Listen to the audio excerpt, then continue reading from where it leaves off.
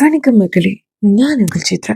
நீங்க கேட்டுக்கொண்டு இருப்பது நீ தீயா இல்லை தென்றலா அத்தியாயம் 104. கதை கேட்போமா? இன்னும் கொஞ்ச நேரத்துல உன் தங்கச்சி இங்க வருவ பாருடா என்று சொல்லிக்கொண்டே காரில் இருந்து இறங்கிய ராகவன் அலுவலகத்திற்குள் செல்ல, காருக்குள் இருந்த சஞ்சய், வாசு இருவரும் ஒருவரை ஒருவர் பார்த்து கொண்டனர். சட்டனு வாடா, மது வரதுக்குள்ள ஆதாரங்களை எல்லாம் அழிப்போம் என்று சொன்ன வாசு காரை விட்டு இறங்க சஞ்சயும் இறங்கினான். ராகவனுக்கு முன்னே அடித்து பிடித்து சஞ்சயும் வாசுவும் அலுவலகத்திற்குள் நுழைந்தவர்கள் நேரே ராகவனின் அறைக்குள் நுழைந்தார்கள். இது ராகவனின் அலுவலகமா இல்லை மதுபான கடையா என்று தெரியாத அளவு அத்தனை பாட்டில்களை குடித்து போட்டிருந்தான் ராகவன். அத்தனையையும் அள்ளி ஒரு மூட்டையில் போட்டு சஞ்சயும் வாசுவும் அந்த மூட்டையை கொண்டு அலுவலகத்திற்கு வெளியில் இருக்கும் குப்பை தொட்டியில் போட சொல்லி அந்த அலுவலகத்தின் கடைநிலை பணியாளரிடம் மூட்டையை கொடுத்து அனுப்பினார்கள். அவரும் அலுவலகத்திற்கு வெளியில் இருந்த குப்பை தொட்டியின் பக்கத்தில் அந்த மூட்டையை வைத்து விட்டார். ராகவனின் அறைக்குள் நுழைந்த ராகவன் அந்த அறையில் இருந்த பாட்டில்களை எல்லாம் சஞ்சயும் வாசுவும் அகற்றியதை பார்த்துவிட்டு அவர்களையும் ஒரு கணம் பார்த்தவன் தன் நாற்காலியில் சென்று அமர்ந்தான். இப்போது அங்கிருந்த அலைபேசியின் வழியாக கடைநிலை ஊழியருக்கு அளித்தவன், எவ்வளவு நேரம் வெயிட் பண்றது, கம் ஃபாஸ்ட் என்று கத்த, அவன் அலைபேசியை வைத்த அடுத்த நொடி அவன் அறைக்குள் விலை உயர்ந்த மதுபான பாட்டிலோடு வந்தான் கடைநிலை ஊழியன். இப்போது சஞ்சய் வாசுவை பார்த்து, என்ன மாம்ஸ் இது, நீங்களாவது அண்ணா கிட்ட சொல்லக்கூடாதா என்று கேட்க, நேத்து நான் பல்லு வலிக்குதுன்னு ஹாஸ்பிட்டல் போனேன்னு ஞாபகம் இருக்கா என்று வாசு கேட்டான் சஞ்சயிடம். ஆமா, அதுக்கும் இதுக்கும் என்ன மாம் சம்பந்தம் என்றான் சஞ்சய். நேத்து காலையில எப்பவும் போல ராகவன் ஆபீஸ்ல இதே அறையில குடிச்சிட்டு இருந்தான். ராகவா, ஏன்டா இப்படி பண்றேன்னு ஒரு வார்த்தை தான் கேட்டேன். அவன் அரைஞ்ச அறையில எனக்கு பல்லெல்லாம் பயங்கரமா ஆடி பல்வலியே வந்துருச்சு. இன்னொரு முறை அவகிட்ட போய் குடிக்கிறத பத்தி ஏதாவது அட்வைஸ் பண்ணுனேன்னா அப்புறம் பால் செட்டு தான் வைக்க வேண்டி வரும் என்று வாசு சொல்ல, நானே அண்ணகிட்ட பேசுறேன் மாம்ஸ் என்று சஞ்சய் ராகவனின் பக்கம் சென்றான். அண்ணா என்று சஞ்சய் ராகவனை அழைக்க, மது பாட்டிலை திறந்து கொண்டே, என்ன என்றான் ராகவன். 3 நாளா குடிச்சிட்டே இருக்கீங்க. நீங்க இப்படி செய்யறது நல்லா இல்ல. எனக்கு என் அண்ணா பார்க்க இப்படி பிடிக்கல. அன்னிமாவுக்கும் உங்களை இப்படி பார்க்க பிடிக்காது. ப்ளீஸ் அண்ணா, குடிக்காதீங்க என்றான் சஞ்சய். சஞ்சய் சொன்னதை கேட்ட ராகவன், கெட் அவுட் என்றான் அவனை நிமிர்ந்து பார்த்து. அண்ணா என்றான் சஞ்சய் மெதுவாக. சஞ்சயின் விழிகளை நேராக பார்த்த Raghavan, get out my room என்று கோபம் கக்கும் விழிகளோடு ராகவன் சொல்ல, மச்சான் என்றான் வாசு. வாசுவையும் பார்த்த ராகவன், யூ ஆல்சோ என்று சொல்ல, அதன் பிறகு வாசுவால் என்ன செய்ய முடியும்? சஞ்சய், போலாம் என்றான் வாசு. சஞ்சயோடு வெளியேறினான் வாசு. அவர்கள் செல்வதையே பார்த்து கொண்டிருந்த ராகவன் கையில் இருந்த மதுபானத்தை அப்படியே வாயில் சிரித்தான். மறு கையில் தன் அலைபேசியில் இருந்த மதுவின் புகைப்படங்களை பார்த்து கொண்டே இருந்தான். வாயிலிருந்து மது பாட்டிலை எடுத்தவன், இந்த மதுவை மறக்கை, இந்த மதுவை கையில எடுத்த என்ன தப்பு, தப்பு, நான் என்ன தப்பு பண்ண, அவ பக்கத்துல இல்லாம செத்துடலாம் போல இருக்கு என்று சொல்லிக் கொண்டே ராகவன் மது பாட்டிலை வாயில் வைக்க போக, எக்ஸ்கியூஸ் மீ என்றபடி மது ராகவன் அரை கதவை திறந்தார். சஞ்சயின் கேபினை கிராஸ் செய்யும் போது சஞ்சயும் வாசுவும் மதுவை பார்த்து விட்டனர். அவர்கள் ஓடி வந்து மதுவை தடுப்பதற்குள் மது ராகவனின் அறைக்கு பக்கம் சென்று விட்டார். இனி என்ன செய்ய முடியும் என்று சஞ்சயும் வாசுவும் ஒருவரை ஒருவர் அவர்களின் உள்ளூர பயம் தொற்றிக் கொண்டது. ராகவனி மதுபானத்தோடு அதுவும் அலுவலகத்தில் பார்த்தால் மது என்ன நினைப்பாலோ, இன்னும் வேறு எதுவும் சண்டை எதுவும் வந்து விடுமோ என்று சஞ்சயும் வாசுவும் சற்று பயந்துதான் போனார்கள். தன் அரை கதவை திறந்த மதுவை ஒரு கணம் அழுத்தமாய் பார்த்த ராகவன் மதுபாட்டிலில் இருந்த மதுவை மொத்தமாய் வாயில் சரித்துவிட்டு குப்பை கொடையில் தூக்கியிருந்தான். புறங்கையால் உதட்டை அழுந்து தேய்த்த வாரே, கமெண்ட் என்றான் மதுவை பார்த்து. ராகவன் அலுவலகத்தில் கையில் மதுபான பாட்டிலோடு உட்கார்ந்து குடித்துக் கொண்டிருப்பதை பார்த்த மதுவிற்கு ராகவனின் இந்த மாற்றத்தை ஏற்றுக்கொள்ளவே முடியவில்லை. அவளின் கண்கள் கலங்கத்தான் செய்தது. என்னதான் இருந்தாலும் ராகவன் அவள் காதலித்த ஒருவன், அவள் காதலித்து கொண்டிருக்கும் ஒருவன். தன் காதலனை, தன்னவனை இப்படி பார்த்தால் எந்த பெண்ணிற்கும் அடிமனம் சற்று ஆடித்தான் போகும். என்னதான் ராகவன் மீது வெறுப்பு மதுவிற்கு இருந்தாலும் அதை விட அதிகமாய் காதலும் அவன் மேல் அவளுக்கு இருக்கத்தானே செய்கிறது. ராகவனின் இப்படியான நிலைமை மதுவால் ஏற்றுக்கொள்ளவே முடியவில்லை, சீரணிக்கவே முடியவில்லை. அவனின் இந்த நிலைக்கு தான் தானே காரணம் என்று ஒரு கணம் நினைத்தவள் அவன் எதிரே சென்று நின்றாள். அவளை அவன் பூர்வம் சுருங்க பார்க்க மதுவும் அவனைத்தான் பார்த்திருந்தாள். அவளை முன்பெல்லாம் ஆசையை பார்த்த அவனது விழிகள் இரண்டும் சிறந்திருந்தது. மேடம், வழி மாறி வந்துட்டீங்கன்னு நினைக்கிறேன். This is not your office என்று ராகவன் சொல்ல, ஐ நோ என்றாள் மது. அப்புறம் எதுக்கு இங்க வந்தீங்கன்னு தெரிஞ்சுக்கலாமா என்றான் ராகவன்.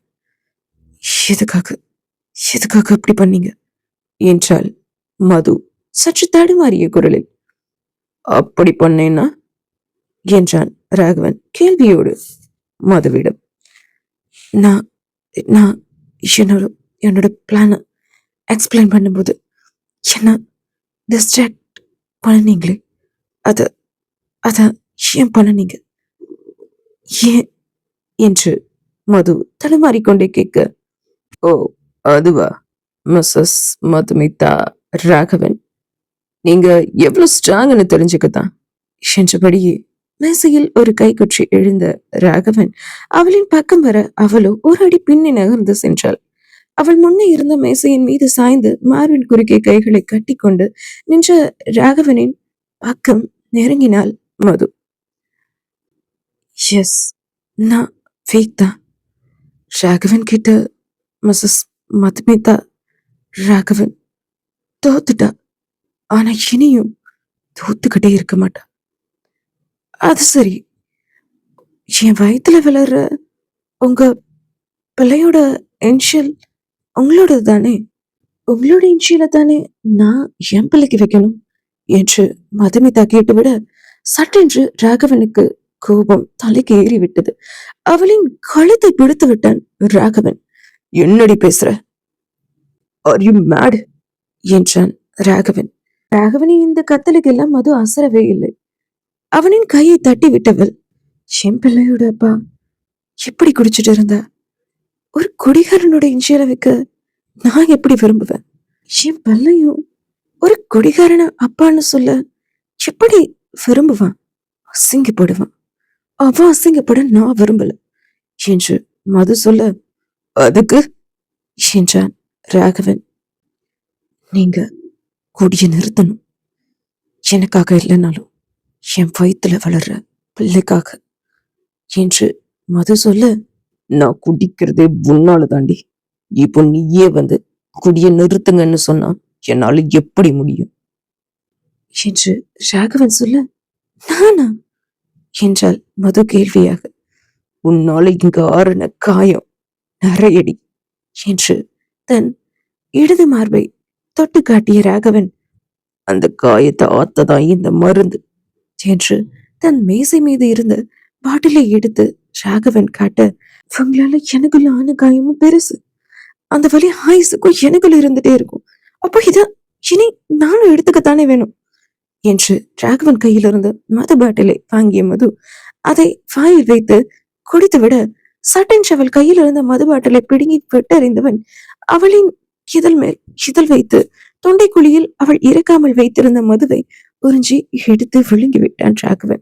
இதே சமயம் வாசுவோ, டே சஞ்சய், மது ராகவன் ரூமுக்குள்ள போயிருக்கா, என்ன நடக்குதுன்னு தெரியலையே, வட போய் என்னன்னு பாப்போம் என்று வாசு சொல்ல, சண்டையோ சச்சரவோ அவங்களே தீர்த்துக்கிட்டும் மாம்ஸ், நாம போக வேண்டாம் என்று சஞ்சய் கூற, போடா டேய், மது மோசமா இருக்கா, உங்க அண்ணன் இருக்கிற வெறியில அவளை அடிச்சுட்டான்னா என்னடா ஆகுறது, நீ வரலன்னா போ, நான் போய் என்னன்னு பாக்குறேன் என்று ராகவனின் அறைக்குள் சென்ற வாசுவிற்கு ராகவனும் மதுவும் நின்ற கோலத்தை பார்த்து அதிர்ச்சி, என்னடா நடக்குது இங்க என்று யோசித்தவாறு, எப்படியோ 2 பேரும் சேர்ந்தா சரிதான் என்று நினைத்து கொண்டே வாசு அந்த அறையிலிருந்து வெளியேறிவிட்டான்.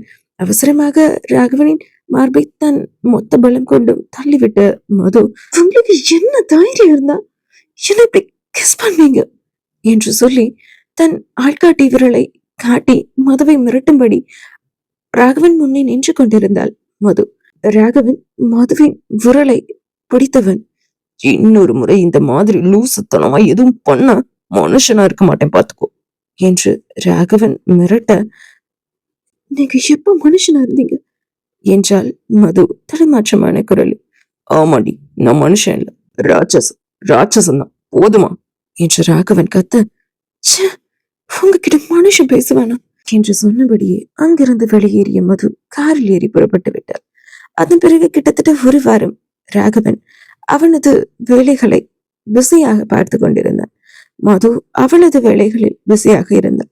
மது இல்லாத அரண்மனைக்கு ராகவன் போவதே அரியதாக இருக்க, மதுவோ பேருக்கு சாப்பிட்டு சிரித்து ஏனோ தானம் என்று தான் இருந்தார். ஒரு நாள் இரவு கிருஷ்ணமூர்த்தி மதுவோடு உணவு மேசையில் சாப்பிட அமர்ந்திருந்தாள். சாப்பாட்டை சாப்பிடாமல் பிசைந்து கொண்டே அமர்ந்திருந்தாள் மது. அவளை பார்த்த கிருஷ்ணமூர்த்தி, என்னம்மா, சாப்பாடு பிடிக்கலையா என்றார் கிருஷ்ணமூர்த்தி. இல்லப்பா, அப்படியெல்லாம் இல்ல, சாப்பாடு நல்லா இருக்கு, பிடிச்சிருக்கு என்றாள் மது. பிடிச்சிருக்குன்னா அப்புறம் ஏன் சாப்பிடாம பசஞ்சிட்டே உட்கார்ந்துருக்கு என்றார் கிருஷ்ணமூர்த்தி. மதுவிடம் பதில் இல்லை. மது, நான் உன்கிட்ட ஒண்ணு கேட்பேன், பதில் சொல்லணும் என்றார் கிருஷ்ணமூர்த்தி. என்னப்பா, சொல்லுங்க என்றாள் மது. உனக்கு ராகவனை பிடிக்கும் தானே என்றார் கிருஷ்ணமூர்த்தி. பிடிக்கும்பா என்றாள் மது சட்டென. அப்புறம் ஏமா அவரை விட்டு இருக்கணும் நீ என்று கேட்ட கிருஷ்ணமூர்த்தியிடம், அவர் எனக்கு பிடிக்கும்பா, ரொம்ப பிடிக்கும். பட் அவர் நம்ம குடும்பத்துக்கு பண்ணினது எல்லாம் எனக்கு பிடிக்கலையே என்றாள் மது. அதுக்கு அவரை விட்டு இனி எப்பவும் இருக்க போறியாமா என்று கிருஷ்ணமூர்த்தி கேட்க, மது எதுவும் பேசாமல் அமைதியாக இருந்தாள். இப்படி அமைதியா இருந்தா என்னமா அர்த்தம் என்றார் கிருஷ்ணமூர்த்தி. அவர் என் கூட இருந்தாலும் நான் அவர் கூட இருந்தாலும் எங்க வாழ்க்கை சந்தோஷமா இருக்காதுப்பா. அவரை பார்க்கும் போதெல்லாம் எனக்கு அவரு அக்காவை கொண்டவங்களுக்கு நீதி வாங்கி தரலையே பாதுகாப்பு கொடுத்து பக்கத்திலேயே வச்சிருந்தது ஞாபகம் வரும்பா.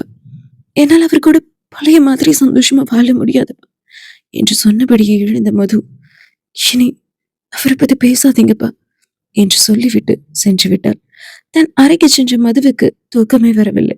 பால்கனியில் நின்று நிலவையை பார்த்து கொண்டு நின்று இருந்தாள். அதே சமயம் ராகவனும் அவன் அறையின் பால்கனியில் நின்று விட்டு நிலவையே பார்த்து கொண்டுதான் இருந்தான். வெள்ளை நிற ஹாம்கட்டும் வெள்ளை நிற ஷார்ட்ஸும் அணிந்திருந்தவன் அதே நிற காஃபி கப்பை கையில் வைத்துக் கொண்டு அவனின் நினைவுகளில் கலந்திருந்த அவன் அவளை நினைத்து கொண்டே இருந்தவனுக்கு விழிகளின் ஓரம் கண்ணீர் எட்டி பார்த்தது. இதே சமயம் மதுவோ வெள்ளை நிற ஜார்ஜ் சாரி அணிந்திருந்தவள் தன் அடி வயிற்றில் கையை வைத்துக் கொண்டு, பாப்பா, அப்பா விட்டு உன்னை பிரிச்சு கூட்டிட்டு வந்துட்டேன்னு அம்மா மேல உனக்கு ஒன்னு கோவம் இல்லையே, அப்பா பண்ணினது சரிதானா, நீயே யோசிச்சு பாரு என்று கூறிக்கொண்டிருந்தவளின் விழிகளின் ஓரமும் கண்ணீர் துளிகள் வழிந்தது. கண்களை துடைத்துக் கொண்டாள்.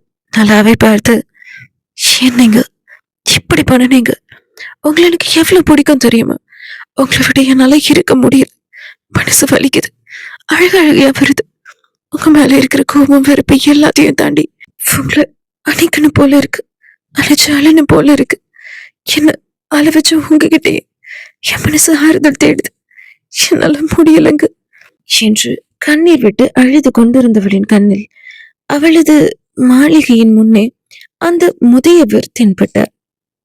இவரு இவரு எங்க எப்படி என்று மது யோசித்தவள் தாமதிக்காமல் மாளிகையில் இருந்து வெளியேறி கேட்டை நோக்கி ஓடினாள்.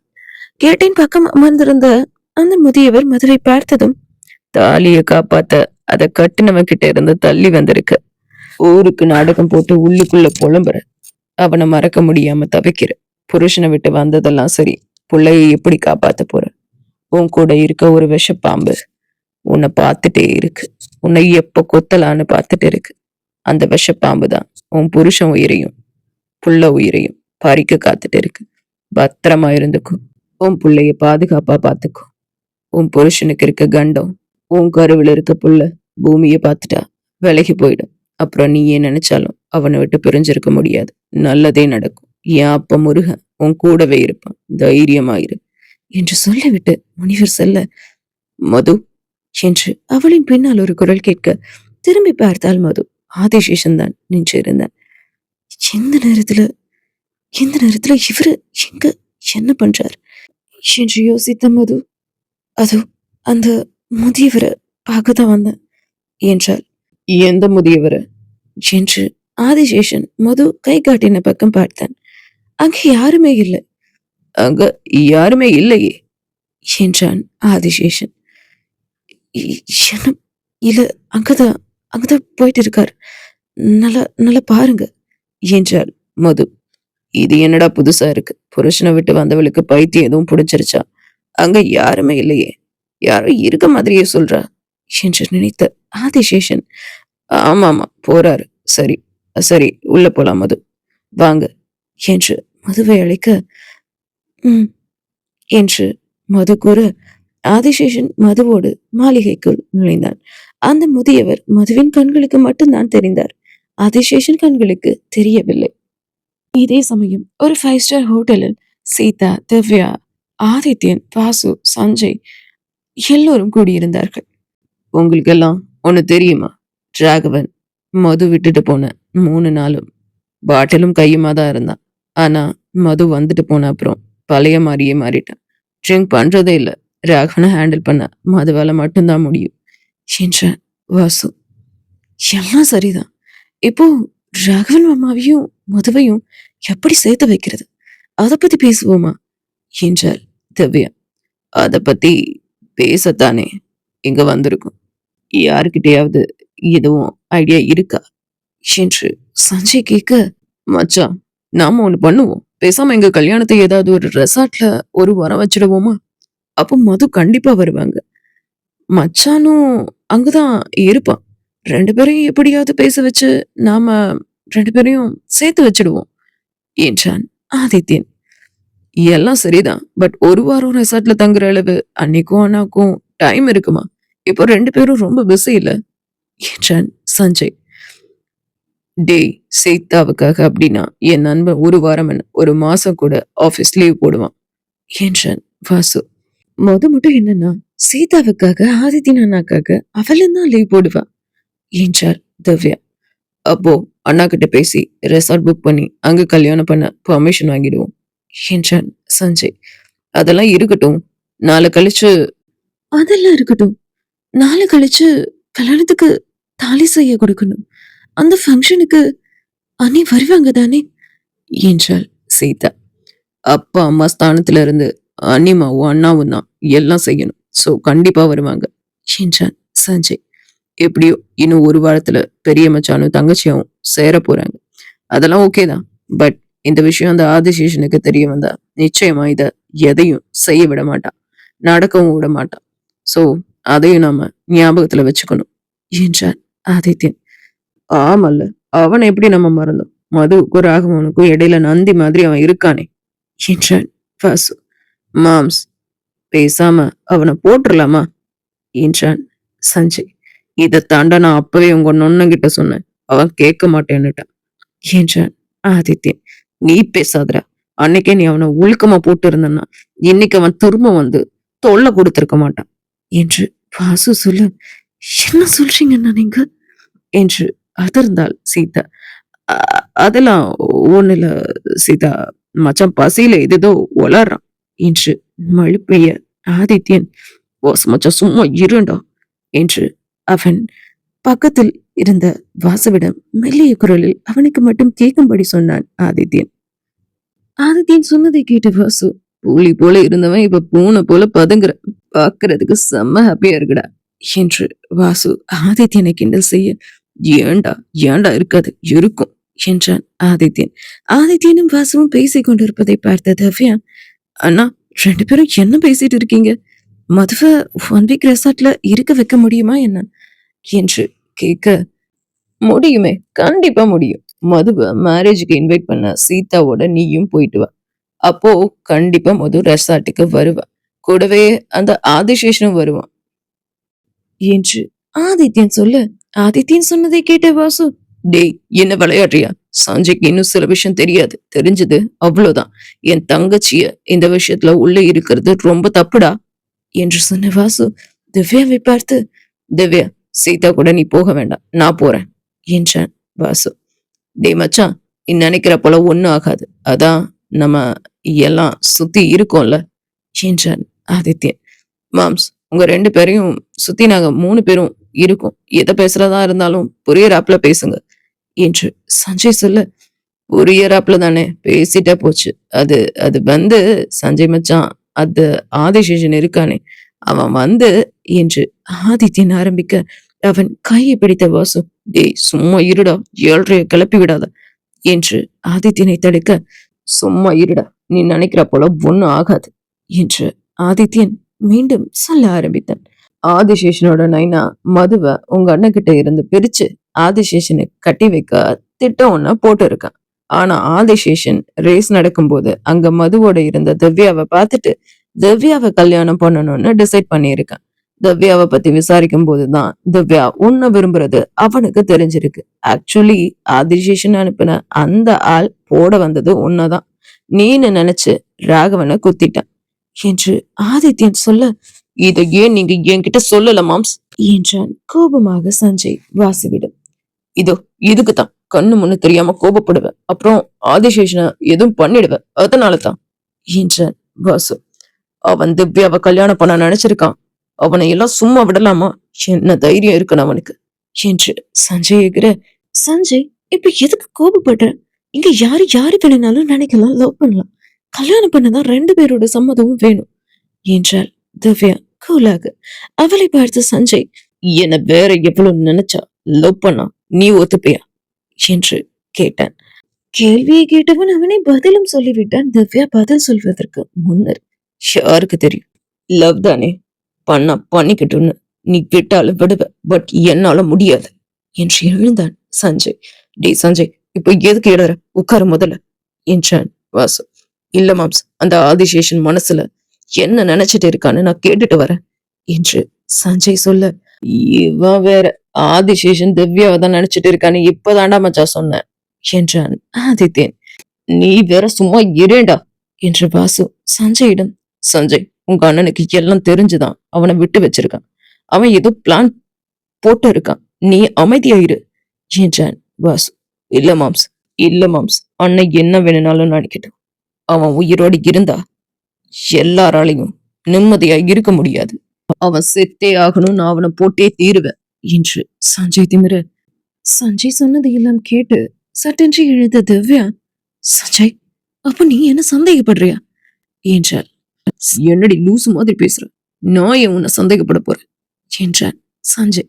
அப்புறம் எதுக்கு அவனை எதுவும் பண்ணணும்னு துடிக்கிற? அவன் என்கிட்ட வந்து லவ் பண்றேன்னு சொன்னா நான் உன்னை விட்டுட்டு அவன் கூட போயிடுவேன்னு தானே இப்படி செய்யற? என் மனசுல உன் மேல நான் வச்சிருக்க லவ் மேல உனக்கு அவ்வளவுதான் நம்பிக்கையா என்று திவ்யா கலங்கிய விழிகளுடன் சஞ்சயை பார்த்து கேட்க, ஏ சே, அப்படியெல்லாம் இல்லடி, நான் போய் அப்படி நினைப்பேனா என்றான் சஞ்சய். நீ அப்படி நினைக்கலனா அப்போ அந்த ஆதிசேஷனை நீ எதுவும் பண்ணக்கூடாது என்று திவ்யா சொல்ல, கண்களை ஒரு கணம் மூடி திறந்த சஞ்சய், சரி, எதுவும் பண்ணல, போதுமா என்றான். அவர்கள் இருவரையும் பேசிக் கொண்டிருந்ததை பார்த்த ஆதித்யன், அட, இந்த திமிர் பிடிச்ச காளைய 2 சொட்டு கண்ணீர்ல அடக்கிட்டியம்மா என்றான் ஆதித்யன். சும்மா இருடா, அவனை மறுபடியும் முருங்கை மரத்துல ஏற வச்சிடாத என்றான் வாசு. அப்போ என் சின்ன மச்சான வேதாளன்னு சொல்றியா என்றான் ஆதித்யன். நான் அப்படியெல்லாம் எப்படா சொன்னேன் என்றான் வாசு. சும்மா இருங்க, எதுக்கு வாசு நம்ம வம்பெடுத்துட்டே இருக்கீங்க, அவரு பாவம் என்றாள் சீதா. அதற்குள் அவர்கள் ஆர்டர் செய்த உணவுகளும் வந்துவிட, நாளைக்கு மதுவுக்கு அழைச்சு நாளைக்கு மறுநாள் தாலி நகையெல்லாம் செய்ய பூஜைக்கு அத்தையை விட்டு நான் சொல்றேன். 1 வீக் ரெசார்ட்ல மேரேஜ் வைக்கிறத பத்தி சீதா நீதான் உங்க அண்ணன் கிட்ட பேசணும். நீ கேட்டா ராகவன் சரின்னு சொல்லுவான்.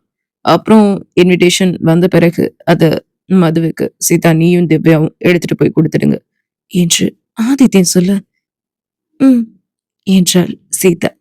சீதா, இன்னும் 2 நாள்ல சிங்கப்பூர்ல ஃபேஷன் ஷோ இருக்குல்ல, அங்க நாம textile showroom and jewellery showroom open பண்ண போறோம்ல, அதுக்கு எல்லாம் ரெடி தானே என்று வாசு கேட்க, அண்ணா, அது அது வந்து என்று இழுத்தாள் சீதா. என்னமாச்சு என்று வாசு கேட்க, அண்ணா, சிங்கப்பூர்ல ஃபேஷன் ஷோ நம்ம பண்ண போற கலந்துக்க போற அந்த டேல இவருக்கு பர்த்டே. அதனால என்று சீதா இழுக்க, "சோ என் பொண்டாட்டி சிங்கப்பூருக்கு வரமாட்டா. நீயும் சின்ன மச்சானும் ராகுலும் மட்டும் போயிட்டு வாங்க" என்றான் ஆதித்யன். "ஓகே, நான் பாத்துக்கிறேன்" என்றான் வாசு. இனி என்னவெல்லாம் நடக்கப் போகிறது? நீதியா இல்லை தென்றலா இந்த கதைகள் என்பதை நாம் அடுத்த அத்தியாயத்தில் பார்க்கலாம். மக்களே, இந்த கதை உங்களுக்கு பிடிச்சிருந்தா மறக்காம லைக் பண்ணி கமெண்ட்ல கதை எப்படி இருக்குன்னு சொல்லுங்க. அப்புறம் உங்களோட ஃப்ரெண்ட்ஸ் லவ் ஸ்டோரிஸ் எல்லாம் கேட்பாங்க, ஆடியோ நாவல்ஸ் எல்லாம் கேட்பாங்கன்னா நம்ம கதைய அவங்களுக்கும் ஷேர் பண்ணி விடுங்க. மீண்டும் அடுத்த கதையில் உங்களை எல்லாம் சந்திக்கும் வரை tata bye bye see you.